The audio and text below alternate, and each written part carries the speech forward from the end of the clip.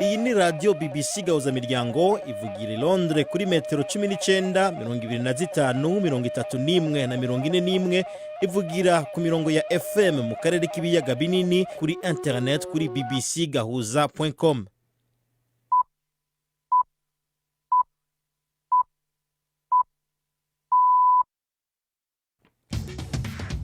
Ubu ni saa 10 n'igice ku saha mpuzamakungu ya GMT, isaha 12 n'igice mu Rwanda no mu Burundi. Muri studio muri kumwe na Robert Patrick Misigaro.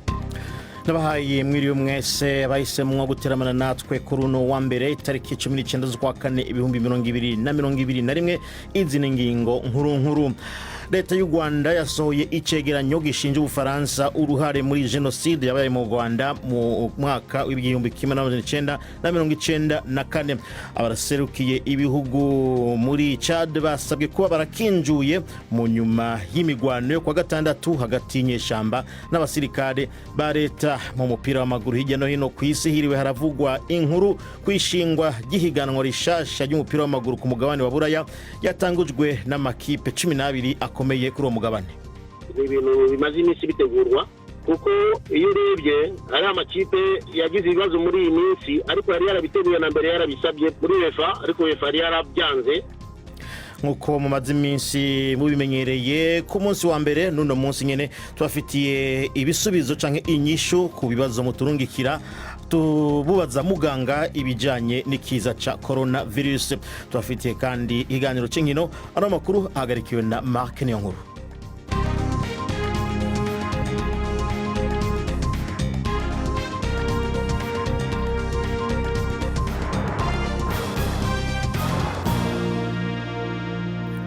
Banza ariko mutega amatwi incamake y'amakuru ya BBC avugwa hirya no hino, mushikirizwa na Prudence Ngiyumva, akabashikiriza ariwe muhira mu ntumbero kwirinda coronavirus. Abanyamategeko mu mujyi wa Minneapolis batangiye gutanga ibimenyetso by'imyanzuro y'impande zabo mu rubanza rwa Derek Chauvin, wahoze ari umupolisi muri Leta Zunze Ubumwe za Amerika uregwa kwica umugabo w'umwirabura George Floyd mu mwaka ushize. Abatanga buhamya 40 batanze ibimenyetso muri uru rubanza. Bwinshi mu buhamya bwabo bwaciye ku mashini atandukanye ya televiziyo mu gihe cy'ibyumweru bitatu bishize. Abunganira bwana Chauvin bavuga ko yakurikije imyitozo yahawe mu gipolisi igihe yatsindagizaga ivi rye ku ijosi rya George Floyd mu gihe cy'iminota irenga 9 ashaka kumuta muri yombi mu kwezi kwa gatanu ku mwaka ushize. Uru rubanza ruri kubonwa mu buryo bugari nk'urwo gutekereza ku buryo polisi yo muri Amerika ifata abirabura. Guverinoma y'Ubuhinde yavuze ko abantu bose bafite imyaka y'ubukure bazahabwa urukingo rwa coronavirus mu ntangiriro z'ukwezi gutaha. Itangazo rya Minisiteri y'Ubuzima rije mu gihe igihugu gituwe n'abantu bakabakaba 1,400,000 cyugarijwe n'umuvuduko mushya wa COVID washegesha inzego z'ubuzima ukanagira umurwa mukuru Delhi kuba udafite uburyo bw'umwuka ukoreshwa mu kuvura abarwayi witwa oxygen. Minisiteri ivuga ko abakora inkingo bagomba gutanga 1/2 cyazo kuri guverinoma, ariko ko bashobora no kugemura izindi zisigaye ku masoko. Ikigo kinini kwisi mu gukora inkingo Serum Institute of India ni nacyo gifite uburenganzira bwo gukora urukingo rwa AstraZeneca. Ikigo gishinzwe ibyogajuru n'ubumenyi bw'ikirere muri Leta Zunze Ubumwe za Amerika NASA mu mpine cyashoboye kugurutsa akadege gato ku mubumbe wa Mars. Aka kadege katagira umudereva kabatijwe izina rya Ingenuity, koherejwe mu kirere mu gihe cy'umunota umwe, ariko NASA iri kwishimira icyerekana ubushobozi bwo kugurutsa indege igenzuwe mu yindi si. Inkuru ya Jonathan Amos ukora mu nkuru z'ikoranabuhanga murigezweho na Jacques Nitegeka. Abenjeniyeri bo muri NASA bamaze amasaha 3 bategereje n'igishyika cyinshi kumenya niba ako kadege kabashije kuguruka kugeza igihe satelite ireba kuri Mars ibashije kujya mu mwanya maze yohereza amashusho ku isi abyemeza. Ni amashusho yerekana ako kadege gato ko mu bwoko bwa drone kitwa Ingenuity gafite amababa apima metero 1 kaguruka mu kirere cya Mars mu gihe cy'amasegonda agera kuri 20 mbere yo gusubira ku butaka bwa Mars. Uru ni urundi rupapuro mu gika cy'amateka cya NASA. Iki nicyo cyuma gifite moteri kigurukijwe ku nshuro ya mbere mu kirere cy'undi mubumbe. iki kigo cyo muri Amerika gishinzwe ibijyanye n'ibyogajuru n'ubumenyi bw'ibirere NASA kijeje ko mu minsi iri imbere kizashirika ubwoba kikagurukisha aka kadege hejuru kurushaho na kure kurushaho kugira ngo kirebe aho ikoranabuhanga rikarimo rigarukira. Ishami rya Loni rishinzwe ubuzima ku isi OMS ryagize uruhare mu mpaka zikomeye zo kugena niba icyemezo cyerekana ko umuntu yakingiwe COVID-19 cyasabwa ku ngendo mpuzamahanga. Akanama k'inzobere zigenga karavuga ko icyo cyemezo kidasabwa abantu, kavuga ko nta bimenyetso byerekana ko gukingirwa iyi virusi birinda kuyanduza. Aka kanama kandi kanavuga ko kubera ibura ry'inkingo zihagije ku isi, amareta agomba kumenya ko gusaba ibyemezo ko abantu bakingiwe byongera ubusumbane bikanateza imbere ubusumbane mu bwisanzure bw'ingendo. Urwego rushinzwe amagereza mu Burusiya ruravuga ko imirimbanyi y'uburenganzira bwa kiremwamuntu Alexei Navalny yajyanywe mu bitaro by'imfungwa nyuma y'impungenge zimaze iminsi ku buzima bwe buri kumererwa nabi.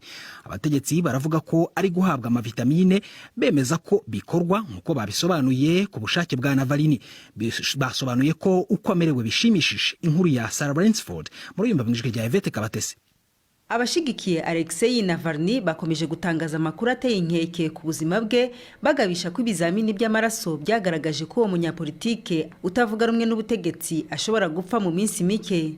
Kuri ubu urwego rushinzwe amagereza rw'Uburusiya ruvuga ko yoherejwe mu bitaro bya gereza mu mujyi baturanye nyuma yo gusuzumwa n'abaganga. Ariko itangazo risobanura ko ubuzima bwa Navalny bumeze neza. Rivuga kandi ko yemeye gufata imiti ya za vitamine nyuma y'iminsi 20 yari amaze anywa amazi yonyine.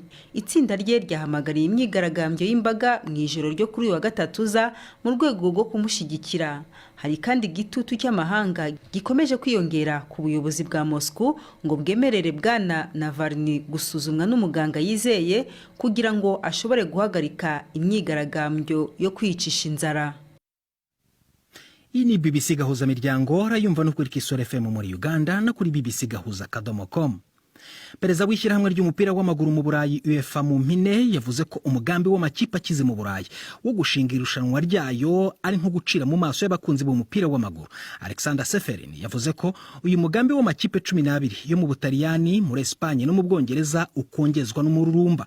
Yavuze kandi ko UEFA iri kureba uburyo bw'amategeko yakoresha mu kuhagarika. Abashyigikiye umugambi mushya baravuga ko bashyizeho uburyo bwo kubikora bidateje impagarara.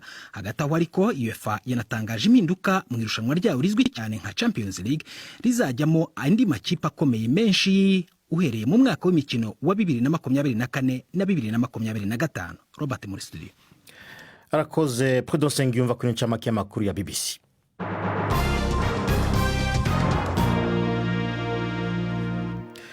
Ndasuye kubaha mwiriwe mwese, reka duhere mu gihugu ca Chad aho abaserukiye bimwe mu bihugu ku mugwa mukuru N'Djamena bahanuwe kuba barakinjuye mu gihe umutekano utifashe neza muri ico gihugu. Ku wa gatandatu harabaye itana mu mitwe hagati y'inyeshamba n'abasirikare b'igihugu mu karere ka Kanem ku birometero 300 uvuye ku mugwa mukuru. Ni inkuru ya Guy Bandolo mushikirizwa na Yvette Kabatesi. Ibiro biserukira Amerika muri Chad byategetse abakozi babyo batarabi ingenzi kuva muri icyo gihugu, bivuga ko hashobora kuba imvururu mu mujyi wa N'Djamena. Ubwongereza nabwo bwagiriye inama abaturage babwo kuva muri Chad vuba bishoboka. Minisitiri w'ububanyi n'amahanga wa Chad yasabye abadiplomate gutuza, yemeza ko bariho babikurikiranira hafi. Igisirikare cy'icyo gihugu cyemeza ko ku wa gatandatu cyasenye ibirindiro by'abarwanyi ba FACT ku birometero 200 uvuye i Mao, umujyi wo mu karere ka Kanem uri ku birometero birenga 300 byo mu majyaruguru ya N'Djamena. Igisirikare gitangaza ko hapfuye abantu bari hagati ya 250 na 300 n' 150 batawe muri yombi, barimo umuyobozi w'ishyaka rya politike wahisemo kwifatanya n'abarwanyi hashize imyaka mike. Ku ruhande rw'umutwe wa FACT, mu itangazo wasohoye ku cyumweru wemeje ko watangiye kubohoza akarere ka Kanem. Imirwano yongeye kubura ku cyumweru nyuma ya saa sita. Ni muri urwo rwego mu mpera z'iki cyumweru amashaka menshi atavuga rumwe na leta ndetse n'imiryango itegamiye kuri leta yashize umukono ku nyandiko isaba guhagarika imirwano. Yasabye kandi Idriss Deby kwemera ibiganiro ku rwego rw'igihugu kugira ngo umwuka mubi uhoshwe, iha umukuru w'igihugu igihe cy'icyumweru cyo gufata icyemezo. inkuru ya Guy Bandolo. Tuandanirize ku makuru yerekeye Ubushinwa.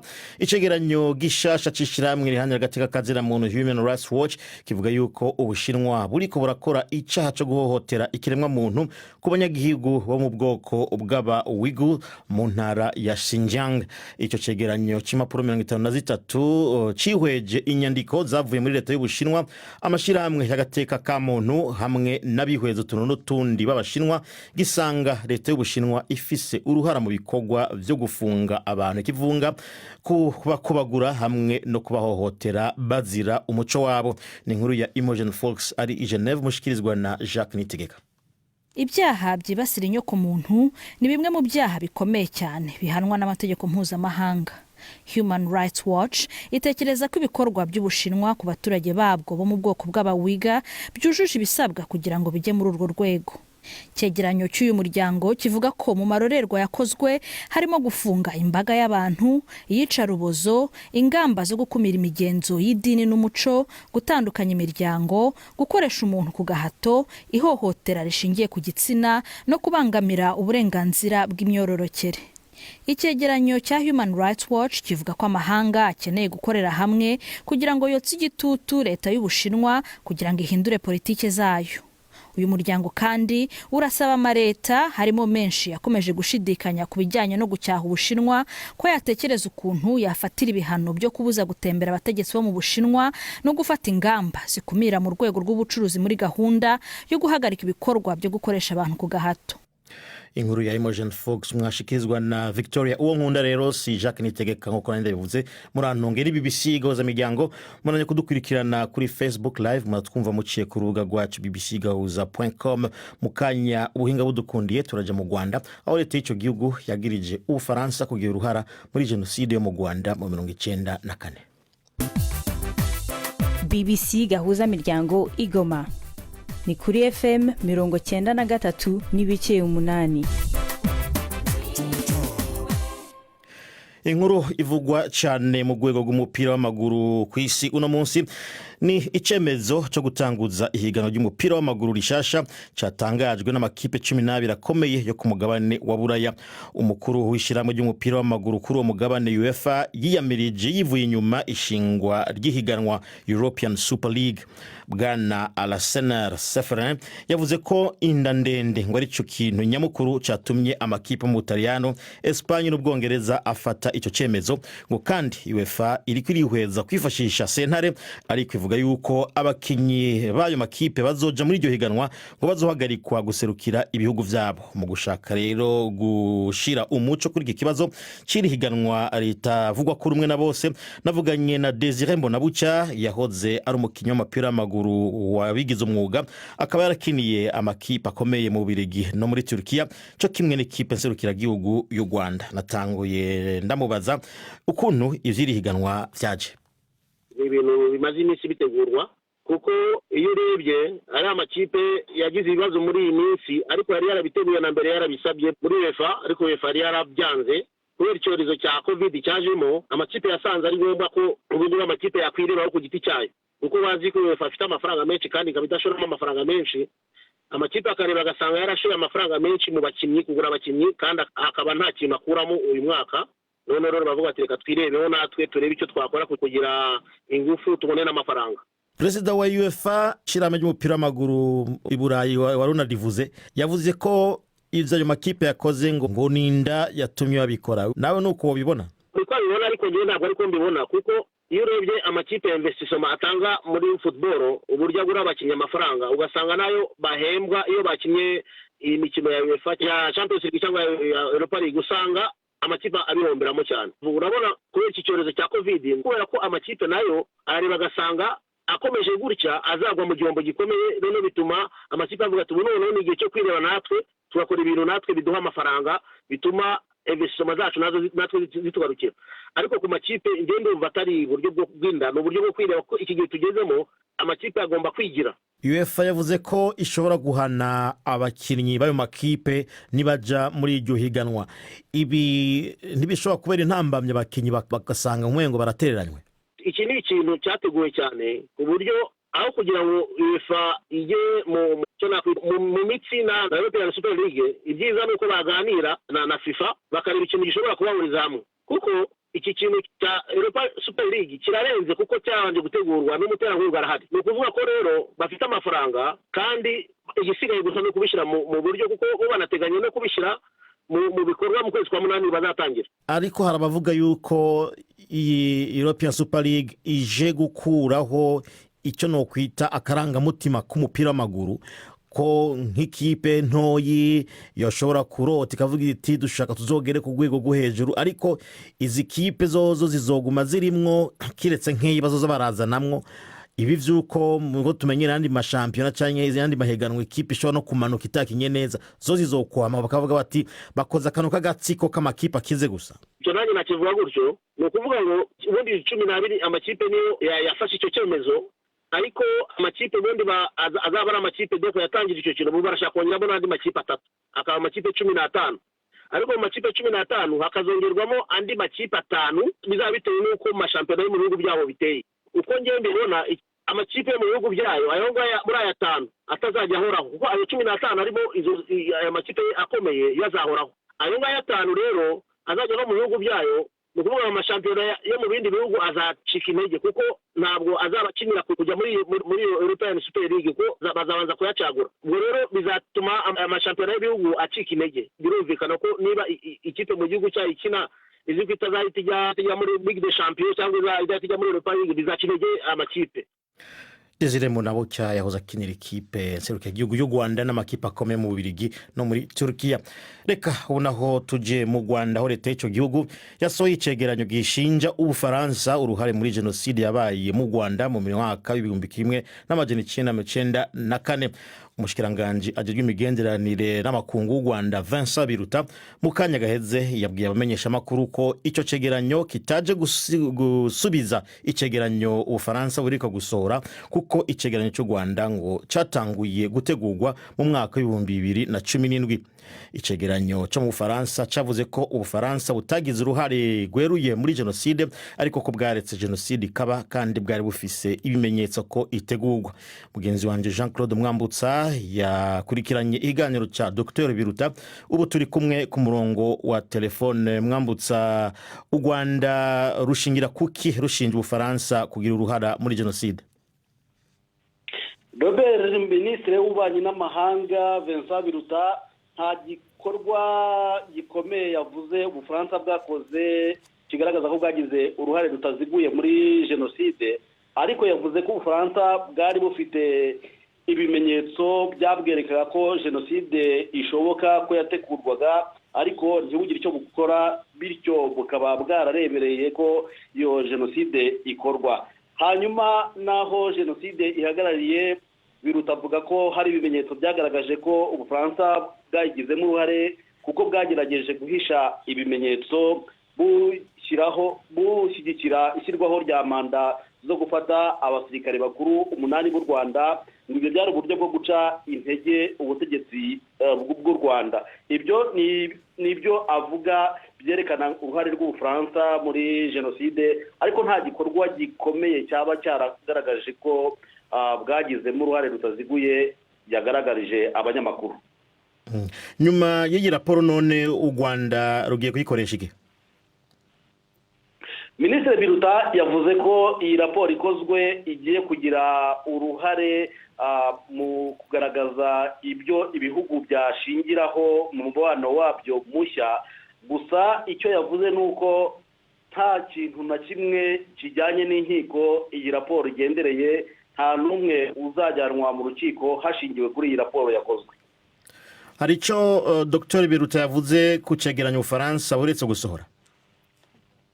Kiriya cyegeranyo yavuze ko u Rwanda rwakishimiye, ndetse anavuga ko ukuri kuri muri icyo cyegeranyo kudatandukanye cyane n'ukuri muri iki cyasohowe n'u Rwanda, ndetse n'icyasohowe mu myaka 12 ishize na komisiyo bise mucyo. Bavuga ko ibyo byegeranyo byose bigaragaza ukuri ku ruhare rw'Ubufaransa muri jenoside, ariko ntabwo yavuze ko ari icyegeranyo kigiye guherwaho kigira icyo gikora. Ikindi yavuze nuko urwandiko rwasohoye rudasubiza kiriya cyasohowe n'Ubufaransa ejo bundi kuko byakozwe mu bihe bitandukanye kandi bikanakorwa mu buryo butandukanye.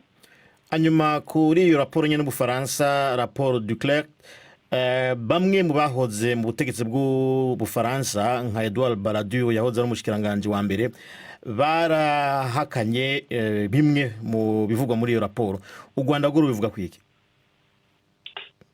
Minisitiri Biruta yavuze ko atatungurwa no kumva ko Edouard Balladur yahakana ibivugwa muri iyi raporo, cyane cyane ko yari ku bushorishori bw'ubutegetsi. Ati byanze bikunze yakwiyumva nk'uwatunzwe agatoki. Ati rero u Rwanda ntirwatungurwa nuko yabihakana. Gusa nanone yavuze ko igishimishije ari uko bamwe mu bari mu butegetsi bw'Ubufaransa nka Hubert Védrine bagiye bagaragaza ko bashyigikiye ibyavuzwe n'iriya raporo. Ati harimo yego abatarishimiye ibyivuga kuko ibatunga agatoki, ariko nanone twakwirengagiza abagerageje gushima ibivugwa n'iriya raporo. Rakoze Jean Claude Mwambutsa, twavugana uri i Kigali mu Rwanda. Ubu ni wa mwanya wo guha akaryo muganga akishura ku bibazo mwaturungikiye ku kiza ca coronavirus. Muganga Leonard Wayo akorera mu Bufaransa atangura yishura ikibazo ca Haragirimana Pacifique yabajije agira ati mbe ko bakoze inkingo zitandukanye kandi coronavirus ikaba ifise ubwoko butandukanye, mu guhitamwo urukingo ibihugu bibanza kuraba ko rukora ku bwoko bwa virus buri muri ico gihugu. Imviriza inyishu ya muganga Leonard. Coronavirus ya SARS-CoV-2 ni imwe, za variazo ni nyinshi. Hari izivugwa yaho mu Bwongereza, yo muri Brazil, yo muri Afrika y'Epfo, n'ubu ngubu hari yo muri Bretagne hano mu Bufaransa, ariko buriya za variazo zigera kuri 50. Izi nkingo rero ziriho cyane cyane ziriya zikorwa na ARN messager, ubwo ndavuga Pfizer na Moderna, zirwanya rwose iriya variant yo mu Bwongereza kandi ni nayo mbese ikunzwe kuboneka cyane hano mu bihugu by'Uburayi, naho ziriya za Brazil na Afrika y'Epfo ziracyari nkeya mu Burayi. Kugeza ubu rero ibyo tuzi ni uko izi nkingo za cyane cyane zakozwe ku ARN messager zihashya ziriya variant, cyane cyane iyo variant y'Ubwongereza. Reka tuje kuri Sinkirankabo Jean Bosco, nawe mu tubazo yabajije ati kuki bayize COVID-19? Icyo kibazo ni ikibazo cyiza kuko no mu bantu b'abascientifique bibajije igituma bayise COVID-19. COVID-19 rero ko bivuga corona ni uruziga cyangwa urugori, niko iriya virusi imeze nk'uruziga cyangwa urugori. Iyo V bivuga virus, D ni disease, mu Cyongereza ni indwara. 19 ni umwaka yabonetsemo. Uriya muganga uva muri Ethiopia utegeka ikigo mpuzamahanga cyita ku buzima ku isi OMS yasobanuye impamvu iriya virusi iriya SARS-CoV-2 yabonetse mu uriya mujyi wa Wuhan nyine mu Bushinwa, igituma bayise COVID-19. Yavuze yuko birinze kuyiha izina ryaho yaturutse, kuko ubundi virusi nka buriya za virusi za Ebola nuko yabonetse kuba mugezi w'ahantu bita Ebola hariya muri Congo. Ubundi virusi bayiha izina ryaho yabonetse bwa mbere, buriya bundi bagombaga kuyita virusi ya Wuhan. Ariko rero ngo birinze gukanga rutendere, niko nabivuga mu Kinyarwanda no mu Kirundi, banze ngo kuraka Abashinwa kugira ngo nyine batavuga yuko nyine ngo virusi yavuye iwabo. Arongera akabaza ati mbe iyi ndwara yica ku rugero rungana gute kwijana? Yica abantu bakeya, mbese kwijana wavuga yuko yica abantu bari munsi ya 3%. Atwongera ati rero niba yica abantu bake kuki babanje kurondera urukingo kandi bumva yica abantu bake? Yica abantu bakeya cyane cyane ahubwo bari mu myaka irenga 75 kandi bafite n'izindi ndwara zazahaza umubiri, cyane cyane indwara z'umutima. Kubona umuti biragoye, burya kubona umuti ubushakashatsi bumara nk'imyaka 15 cyangwa 20. Inkingo nazo zifata nk'imyaka 10-15. Ariko rero kubera iki urukingo rwabonetse vuba? Nuko hari ubushakashatsi bwari busanzwe bwarakozwe rwose guhera mu mwaka w'igihumbi kimwe na magana mirongo inani, byakozwe n'umudamu yitwa Katarina wo muri Hongiriya, ariko ubushakashatsi yabukoreye iwabo muri Hongiriya, nuko banga kwemera yuko ibyo arimo gukora kuri gushaka vaccine ya RNA message, noneho yigira muri Etats-Unis muri kaminuza ya Pennsylvania. Noneho rero iriya virusi yadutse, nibwo ubwo bushakashatsi bw'uwo mugore bwari bwarahagaze, barongera barabukora bashyiramo amafaranga menshi cyane, noneho vaccine ihita iboneka. Vaccine iriya ya mbere yabonetse ya Pfizer na Moderna byafashe amezi 6. arakoze muganga Leonard Nduwaye. Unaho reka dusubire duha akanya Jean Claude Mwambutsa bashikirize iganiro cy'inkino. Imikino kuri BBC gahuza miryango. Mwiriwe neza nshuti mudukurikiye, ikaze muri iki kiganiro cyacu. Duhere mu mukino wa volleyball mu gikombe cya Afrika ubu kiri gukinirwa mu gihugu cya Tunisia. Amakipe abiri ahagarariye u Rwanda yombi yatsinzwe umukino wa mbere. Ikipe y'ikigo cy'amashanyarazi REG yatsinzwe n'iya Swahili yo muri Libya amaseti 3-1. Swahili niyo yabonye seti ya mbere yishyurwa na REG mbere yuko abanyalibya batsinda amaseti yandi abiri yikurikiranya REG itongeye gukoramo. Undi mukino ukomeye wahuje APR yo mu Rwanda na Kenya Ports Authority mu mukino warimo guhatana gukomeye. Umukino warangiye KPA itsinze APR seti 3-2. Ikipe ya Rukinzo yo mu Burundi nayo yatangiye nabi itsindwa na Esperance yo muri Tunisia seti 3-0.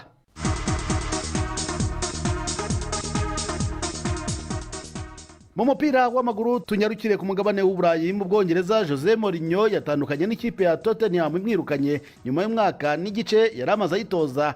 Umukino wa nyuma wabaye uheruka yanganyije na Everton ibitego 2-2 bituma Tottenham iguma ku mwanya wa 7 mu mikino 3 iheruka yabonyemo amanota 2 yonyine. Umukuru wa Tottenham Daniel Levy yavuze ko yari yishimiye gukorana n'uyu mutoza yise udasanzwe, ariko yongeraho ko ibintu bitagenze nk'uko babyifuzaga. Tottenham ibaye ikipe ya 3 mu Bwongereza yirukanye umunyaportugal nyuma ya Chelsea yatoje mu bihe bibiri bitandukanye, Manchester United ndetse n'iya Tottenham yagezeyo asimbuye Mauricio Pochettino we waje kwerekeza mu ikipe ya Paris Saint-Germain. Ubwo twaraha mu Bwongereza ku buryo budasubirwaho, ikipe ya Sheffield United yamaze kumanuka mu cyiciro cya 2 nyuma yo gutsindwa na Wolverhampton igitego 1-0.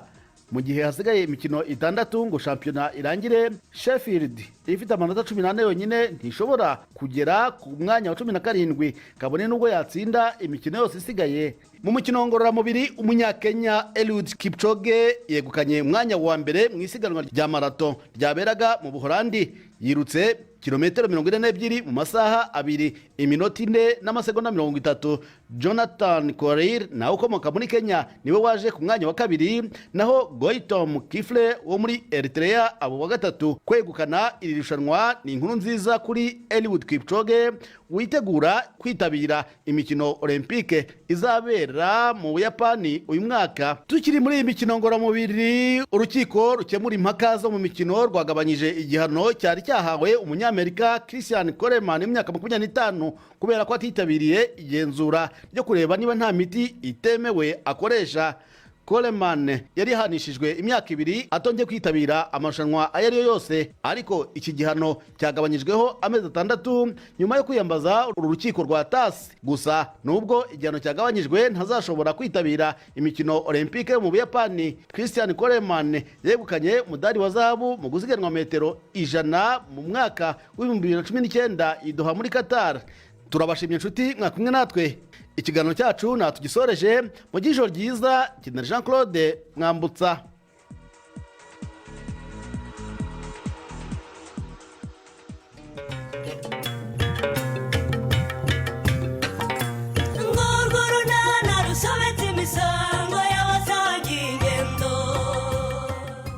Mu kiganiro unana cyo kuri wa kabiri twabateguriye usibi ni ibiki koko.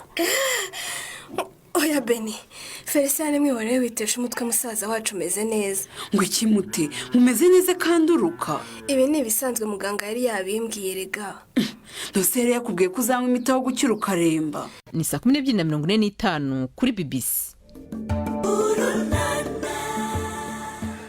nejo rero kuwa kabiri ntimuze mutangwa hane naho dusoreje amakuru yacu yo kuri uno mugoroba.